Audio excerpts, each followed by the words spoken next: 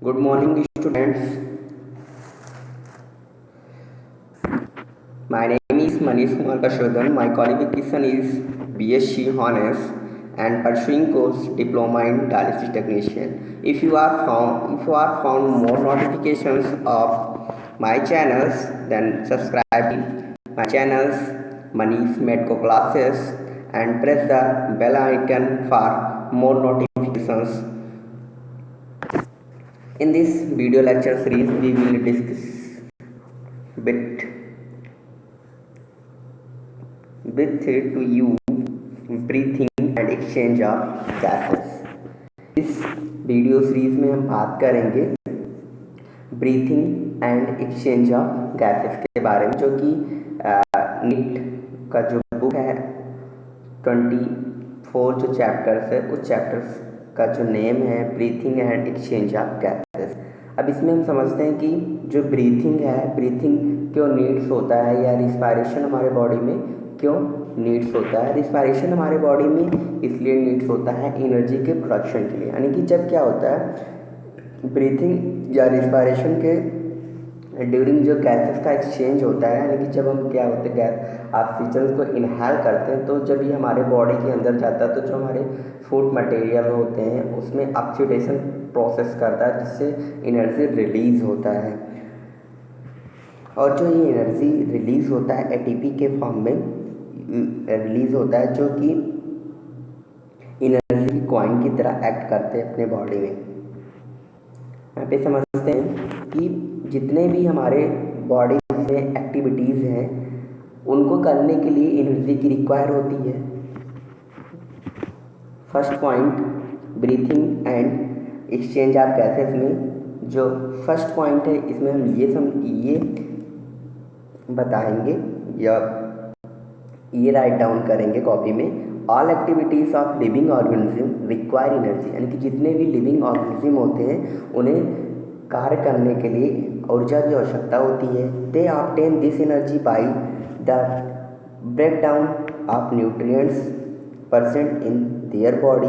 और ये जो एनर्जी होता है उन्हें प्राप्त होता है उनके बॉडी में जो उपस्थित फूड होता है उनके ब्रेक डाउन से। सच है, और ये एनर्जी किस फॉर्म में हो सकते हैं, ग्लूकोज हो सकते हैं, amino acids, fatty acid etc। This usually takes place in the presence of oxygen and energy is release. और जो फूड का जो ब्रेक डाउन है वो ऑक्सीजन की उपस्थिति में होता है। ऑक्सीजन जब अपने बॉडी के अंदर जाता है तो वहाँ पर क्या होता है रिडक्शंस करता है, जिससे एनर्जी रिलीज होता है। और in this process as ATP, energy जो होता है एटीपी के फॉर्म में होता है। During the process of break down of molecules के फूड मॉलिक्यूल्स के ब्रेक डाउन के दौरान carbon dioxide gas is also release. यानी कि जब क्या होता है फूड का हमारे बॉडी में रिडक्शंस होता है या ब्रेक डाउन होता है, तो उसके दौरान क्या होता है कार्बन डाइऑक्साइड गैस भी रिलीज होता है। So there is a constant need of intake of oxygen from the atmosphere and removal of carbon dioxide. इसलिए there is a constant need of intake of oxygen from the atmosphere. इसलिए हम एक नियत रूप में क्या होता है का एटमॉस्फेयर से ऑक्सीजन को अंदर लेते हैं and remove of carbon dioxide produce by the cell. और जो सेल के द्वारा कार्बन डाइऑक्साइड अपने बॉडी में स्टोर होता है या बनता है उसको हम बॉडी के बाहर त्यागते हैं। Carry out bodily functions. दस रिस्पायरेशन इज डिफाइंड। इस प्रकार जो रिस्पायरेशन है उसको हम डिफाइन कर सकते हैं, परिभाषित कर सकते हैं। Process of oxidation of nutrient to release energy, यानी कि न्यूट्रिएंट के ऑक्सीडेशन से जो एनर्जी रिलीज होती है उसको हम रिस्पायरेशन कहते हैं। Respiration is defined as the process of oxidation of nutrient, यानी कि जो रिस्पायरेशन है न्यूट्रिएंट्स के ऑक्सीडेशन की प्रक्रिया है और इसमें क्या होता है एनर्जी रिलीज होता है। तो हमने एक आउट ऑफ व्यू लिया कि ब्रीथिंग या रिस्पायरेशन में होता है। रिस्पायरेशन में बेसिकली क्या होता है न्यूट्रिएंट्स का ब्रेक डाउन होता है या डिग्रेडेड होते हैं न्यूट्रिएंट्स ऑक्सीजन को जब हम इनटेक करते हैं और उससे हमें एनर्जी रिलीज होती है। नेक्स्ट समझते हैं टाइप ऑफ रिस्पायरेशन की बात करें तो यहाँ पर पहले हम रिस्पायरेशन को डिफाइन कर देते हैं प्रॉपर नोट के साथ में।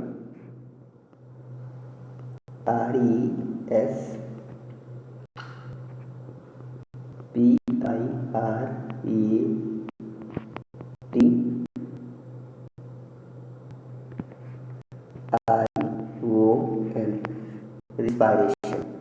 रिस्पायरेशन प्रोसेस में बेसिकली क्या होता है, गैसेस का एक्सचेंज होता है, gases exchange, gases GASES, gases exchange phenomenon, EXCHENG, exchange phenomenon या प्रोसेस।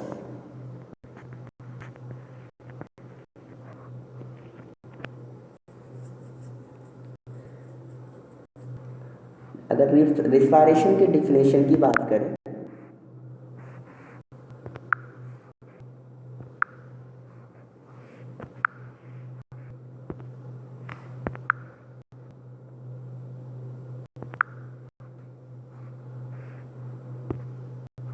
रिस्पायरेशन की अगर डिफिनेशन की बात करें तो respiration the process of oxidation, the process PROCESS, the process of oxidation, OXIDATION, the process of oxidation of nutrients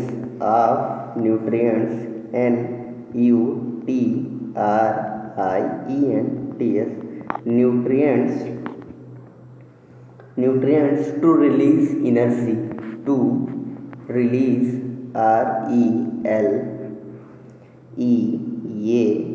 release energy,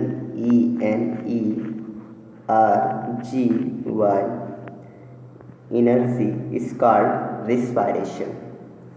next हम समझते हैं कि जो रिस्पायरेशन में एनर्जी हमें ऑब्टेन होती है किस फॉर्म में होती है या किस रूप में मिलता है, this energy in the form of ATP।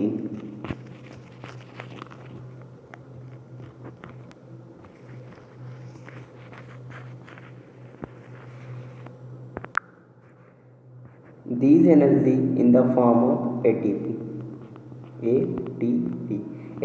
is adenosine triphosphate।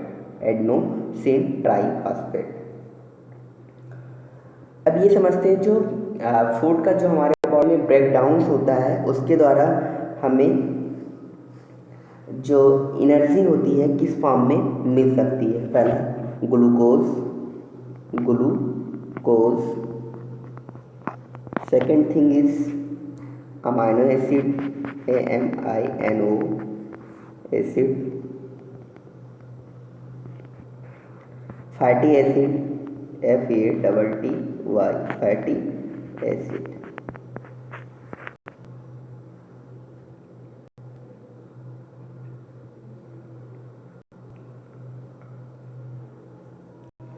Next अगर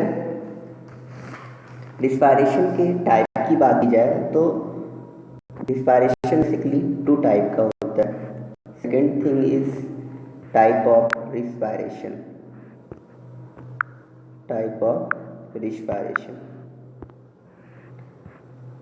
TYPE, type of respiration, RESPIRATION।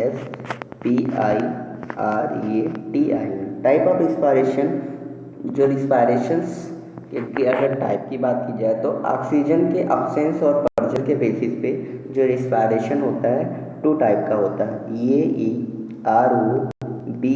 AEROBIC, aerobic respiration, and second things anaerobic respiration.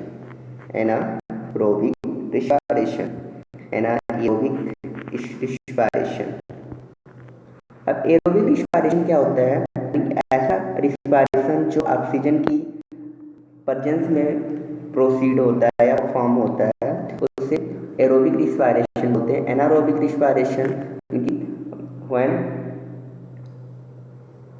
respiration performed in the absence of oxygen is called anaerobic respiration. Next ये कुछ minute differences समझ लेते हैं anaerobic respiration और aerobic respiration.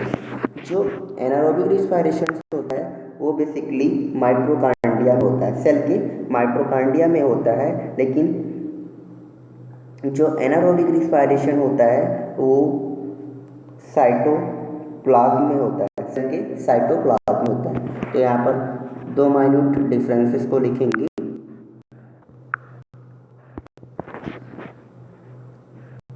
anaerobic respiration and second thing is aerobic respiration। ये R E और ये N A anaerobic respiration and aerobic respiration. जो एनारोबिक रिस्पायरेशन होता है ये सेल के साइटोप्लाज्म में होता है, तो साइटोप्लाज्म यहाँ पर क्या लिखेंगे cytoplasm. Anaerobic respiration occurs in cytoplasm। Next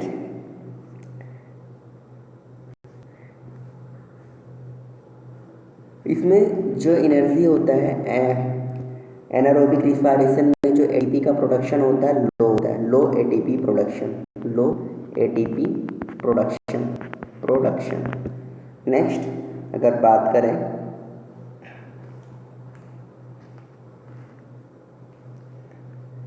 इसे फर्मेंटेशन रिस्पायरेशन के नाम से जानते हैं। It is also called as fermentation, FER FERMENTATION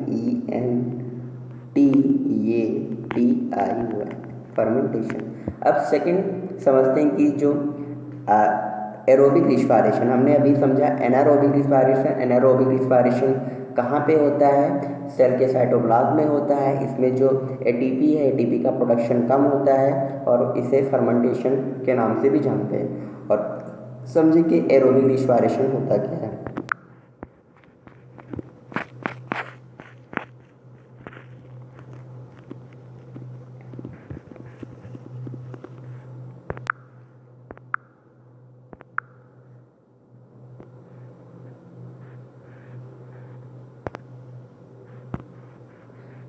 aerobic respiration की बात करें तो ये कहाँ पे होता है, सेल के माइक्रोकांडिया में होता है। तो यहाँ पर ये लिखेंगे माइक्रोकांडिया, MITROCHONDRIA, सेल के माइक्रोकांडिया में होता है। इसमें जो एटीपी का प्रोडक्शन है ग्लूकोज मॉलिक्यूल से क्या होता है हाई होता है, high ATP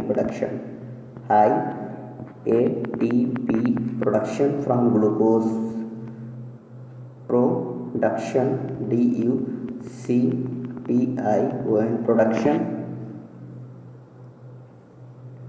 production glucose molecule MOLECULES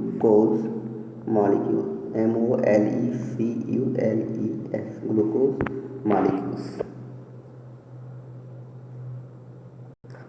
anaerobic respiration अगर दो पर्सन्स बैठे हैं कैसे हम डिटरमाइन करेंगे कि इसमें एनारोबिक रिस्पायरेशन हो रहा है और इसमें एरोबिक रिस्पायरेशन हो रहा है। जब हम क्या करेंगे उस पर्सन में स्फेग्नोमोनोमीटर जिससे हम बीपी को चेक करते हैं और ग्लूकोमीटर यानी कि जिससे शुगर को चेक करते हैं, और यहाँ पर दो तीन चीज़ों को चेक करेंगे और वहाँ पर हम डिटरमाइन कर सकते हैं कि इसमें एरोबिक रिस्पायरेशन हो रहा है और इसमें एनारोबिक रिस्पायरेशन हो रहा है। तो एनारोबिक रिस्पायरेशन होने के लिए किसी भी पर्सन में जब उसके हार्ट रेट्स और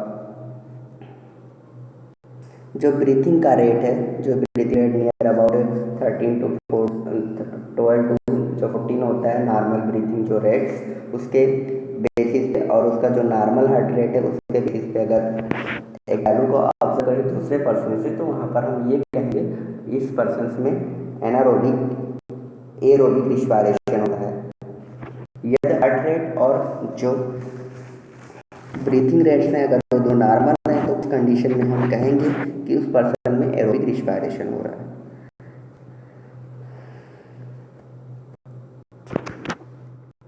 next, the exchange of oxygen and carbon dioxide by the body involve various organ for gases exchange. यानी कि सेकेंड थिंग ये कह रहा है कि जो अपने बॉडी में गैसेस का एक्सचेंज है, गैसेस का एक्सचेंज है, यानी कि ऑक्सीजन और कार्बन डाइऑक्साइड का जो एक्सचेंज अपने बॉडी में, वो वेरियस बॉडी में कई सारे ऑर्गन इन्वॉल्व हैं जिनके द्वारा गैसेस का एक्सचेंज हो रहा है, which collectively form the respiratory system, और इसे कलेक्टिव फॉर्म में क्या बोलते हैं, रेस्पिरेटरी सिस्टम बोलते हैं। Such as well defined respiratory system is the characteristic features of animals only in plants, gases exchange take place through general body surface only. अगर respiration की अगर बात करें तो रिस्पायरेशन किसी भी लिविंग बींग्स की एक क्या करेक्टरिस्टिक फीचर्स है। जैसे कि प्लांट के केस में देखा जाए तो जो गैसेस का एक्सचेंज होता है उनके आउटर सरफेस पे होता है, यानी कि जो उनके ट्रंक पोजीशन पे जो बार्क होते हैं, छाल होते हैं, पर क्या होते हैं, माइन्यूट हो सकते हैं, पोर्स दिखाई देते हैं उनके, तो उन पोर के थ्रू क्या होता है, उनमें गैसेस का एक्सचेंज होता है। और उनके जो लीव्स होते हैं, लीव्स में भी क्या होते हैं, माइन्यूट स्पोर्स होते हैं जिसे स्टोमेटा बोलते हैं, उसके थ्रू भी क्या होता है, गैसेस का एक्सचेंज वो होता है। और जो अगर ह्यूमन की बात की जाए तो ह्यूमन के यानी कि जो सबसे लार्ज आर्गन है स्किन, उस पर क्या होते हैं, माइन्यूट क्या होते हैं, पोर होते हैं, उसके थ्रू भी क्या होता है, गैसेस का एक्सचेंज होता है। और जो अपना नोज़ है, माउथ है, इसके थ्रू भी क्या होता है, गैसेस का एक्सचेंज होता है। नेक्स्ट समझते हैं कि कौन कौन से एनिमल्स हैं और उनमें किस तरीके का रिस्पायरेशन होता है और उनके बॉडी के किस ऑर्गन से रिस्पायरेशन यानी कि गैसेस का एक्सचेंज होता है। तो यहाँ पर समझेंगे। नेक्स्ट, अगर बॉडी सरफेस की बात करें तो बॉडी सरफेस में कौन कौन से ऐसे एनिमल्स हैं जिनमें रिस्पायरेशन होता है, बॉडी सरफेस के, उनके जनरल बॉडी सरफेस होता है। तो बॉडी सरफेस की अगर बात करें, BODY body surface, SURFAC body surface की बात करें कि ऐसे कौन से एनिमल्स हैं, ऐसे कौन से फाइलम्स हैं जिनमें उनके बॉडी सरफेस के थ्रू रिस्पायरेशन होता है, यानी कि गैसेस का एक्सचेंज होता है। तो उसमें बॉडी सरफेस में इंक्लूड किए गए हैं Annelida, include sponge, coelenterate and free living helminthes. तो बॉडी सरफेस की अगर बात करें तो बॉडी सरफेस में जो एनिलिडा फाइलम है, EANNELIDA, एनिलिडा फाइलम के जितने भी एनिमल्स हैं, और स्पंजेस हैं, SPONGES sponges, and coelenterate, COLENTEREAT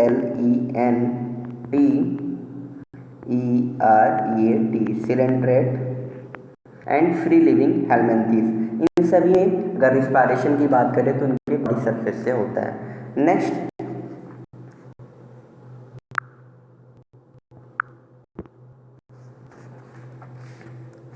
अब समझते हैं कि जो सेकंड रिस्पायरेटरी ऑर्गन है गिल्स, गिल्स के लोग किन किन में रिस्पायरेशन होता है, GILLS गिल्स।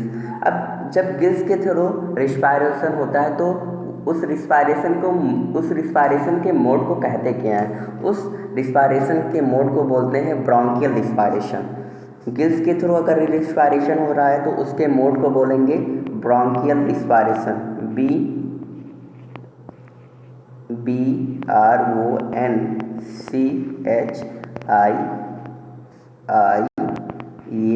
Bronchial respiration. यदि किसी भी लिविंग ऑर्गेनिज्म में गिल के थ्रू रिस्पायरेशन हो रहा है तो उस रिस्पायरेशन के मोड को ब्रोंकियल रिस्पायरेशन कहते हैं। और इसके एग्जाम्पल्स जो हैं कार्टिलेज यानी कि प्रॉन, जो जिसे क्रस्टेशियंस बोलते हैं, क्रस्टेशियंस को प्रॉन भी बोलते हैं, कार्टिलेज एंड बोनी फिशेज जो होते हैं उनमें जो रिस्पायरेशन होता है, रिस्पायरेटरी जो आर्गन होता है उसमें, या रिस्पायरेशन जो आर्गन होता है वो क्या होता है, गिल्स होता है। यदि किसी लिविंग ऑर्गेनिज्म में जो रिस्पायरेशन है स्किन के थ्रू हो रहा है, SKIN स्किन के थ्रू हो रहा है, तो उस रिस्पायरेशन का मोड क्या होगा, cutaneous respiration, CUTANEOUS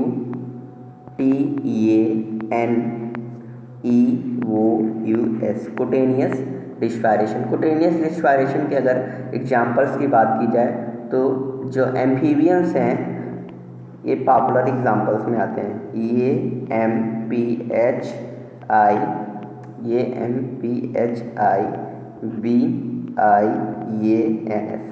amphibians. Amphibians यानी कि एम्फीबियन वर्ड का मतलब क्या होता है ये समझ लेते हैं यहाँ पे।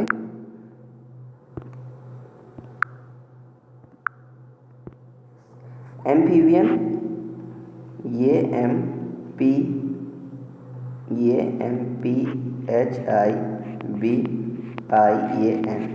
amphibians means amphi means both. Okay, these living organisms are survive lands and waters is called amphibians। यानी कि ऐसे लिविंग ऑर्गेनिज्म जो दोनों स्थानों पर सर्वाइव कर सकते हैं, वाटर्स में भी कर सकते हैं, लैंड्स पर भी कर सकते हैं, उसे एम्फीबियंस बोलते हैं। अगर एम्फीबियंस के एग्जांपल्स की बात करें तो frog, FROAG, frog,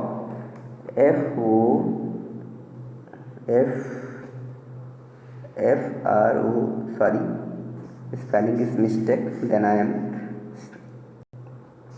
correct. It's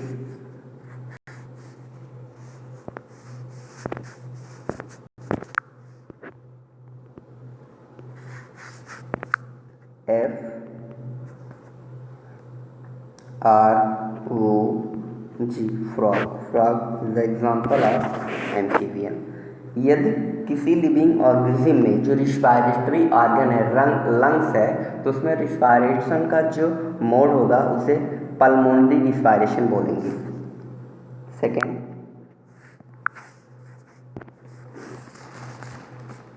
if any persons the respirations या respiratory organ is lung, then their mode is pulmonary respiration।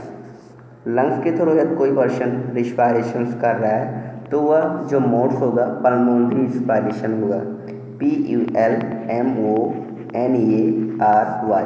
Pulmonary respiration. Pulmonary respiration के अगर एग्जांपल की बात की जाए तो मोस्ट ऑफ टेट्रापोड्स यानी कि अधिकतर जो टेट्रापोड्स होते हैं, यानी कि चौपाए होते हैं, tetra, TETRA, tetra, PODS। Tetra word means होता क्या है, टेट्रापोड्स रिफर क्या करता है, tetra means 4, FOUR, and pods means पैर या फुट बोल सकते हैं, यानी कि चौपद। जितने भी 4 पैर वाले ऑर्गेनिज्म होते हैं वो अधिकतर लंग्स के थ्रू रिस्पायरेशन करते हैं, और जो रिस्पायरेशन का मोड होता है उसे पल्मोनरी रिस्पायरेशन बोलते हैं। नेक्स्ट अब समझते हैं कि जो ह्यूमन का रिस्पायरेटरी सिस्टम है उसमें उसके बारे में पढ़ना है, या उसमें क्या क्या इंक्लूड किया गया है, या ह्यूमन रिस्पायरेटरी सिस्टम किन किन से मिलकर बना होता है। Second thing is respiratory system in human,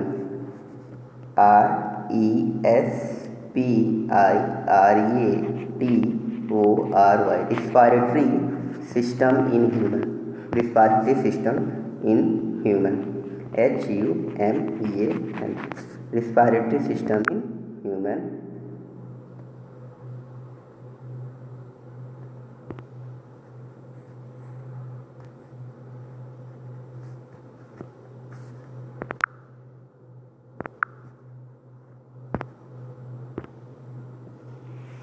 Respiratory system in human.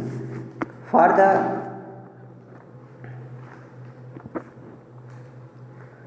suitability in studies, it can be categorized into respiratory tract and lungs।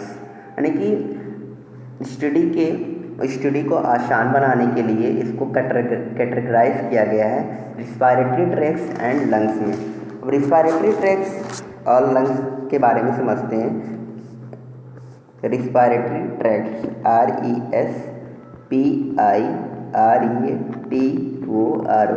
Respiratory tract, TRACT। Respiratory tract की अगर हम बात करें, रिस्पायरेटरी ट्रैक्ट का मतलब क्या होता है। Respiratory tract word is refer the path, रास्ता, PATH, पाथ। ट्रैक्ट मीन्स होता है रास्ता होता है। अब ये समझते हैं कि जो रिस्पायरेटरी सिस्टम्स है मैमल्स में उसमें स्पेशल फीचर्स क्या क्या होने चाहिए। अगर किसी भी मैमल्स में रिस्पायरेशंस प्रोसेस हो रहा है तो उसमें करेक्टरिस्टिक्स फीचर्स क्या क्या होने चाहिए, उस मैमल्स में क्या क्या होने चाहिए जिससे वो रिस्पायरेशंस को कर लेगा या रिस्पायरेटरी सिस्टम उसमें परफॉर्म या प्रोसीड होगी। नेक्स्ट,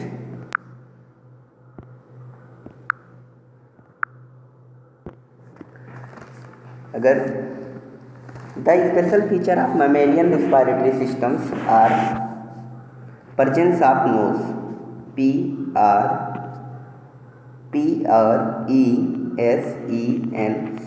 presence of nose, यानी कि मैमेलियन रिस्पायरेटरी सिस्टम्स के जो फीचर्स हैं इस प्रकार हैं। पहला, नोज उपस्थित होना चाहिए, elongation of nasal passage and complete separation from the buckle passage through plate so that internal nostril open deep into nasopharynx part of the pharynx. Third point is long windpipe due to presence of well-defined neck, spongy and solid lungs. Respiratory tract की अगर हम बात करें तो structure involve in respiratory tract और external nostril, respiratory tract, RESPIRATOR,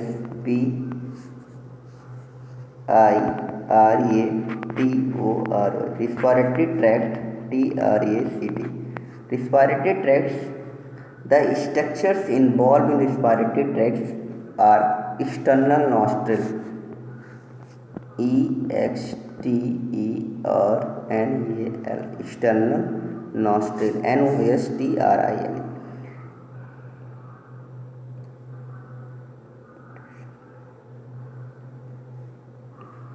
अब external nostril होता क्या है, a pair of external nostril present in the initiation of the respiratory passage, यानी कि जो अगर एक्सटर्नल नॉस्ट्रिल की बात करें तो जो अपना फेस होता है, फेस के जो मिड पोर्शंस होते हैं उस पर क्या होता है, दो ओपनिंग होते हैं जिसे एक्सटर्नल नॉस्ट्रिल बोलते हैं।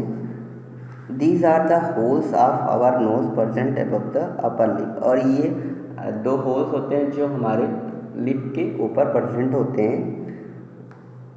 These lead into nasal passage through vestibule, और ये जाकर वेस्टिब्यूल के थ्रू नेजल पैसेज में जाकर ओपन होते हैं, या it leads into nasal passage through vestibule, या वेस्टिब्यूल के थ्रू नेजल पैसेज तक फैले होते हैं। नेजल पैसेज होता क्या है, the portion inside the nose is called vestibule, यानी कि जो नोज का जो पोर्शन होता है, नोज के अंदर की तरफ का जो पोर्शन होता है उसे वेस्टिब्यूल बोलते हैं। व्हिच कंटेन म्यूकस, जिसमें क्या होता है, म्यूकस इकट्ठा होता है, लाइनिंग एंड हेयर एपिथेलियम, और इस वेस्टिब्यूल्स के चारों तरफ क्या होता है, एपिथेलियम की कवरिंग होती है, जहाँ पर क्या होता है, माइन्यूट हेयर्स परसेंट होते हैं। The portion behind is called nasal chamber, और इसके जो पीछे का जो चैम्बर पोर्शंस होता है उसे नेजल चैम्बर बोलते हैं। The nasal chamber has respiratory region, olfactory region. तो यहाँ पर इन सारी चीज़ों को लिख लेते हैं।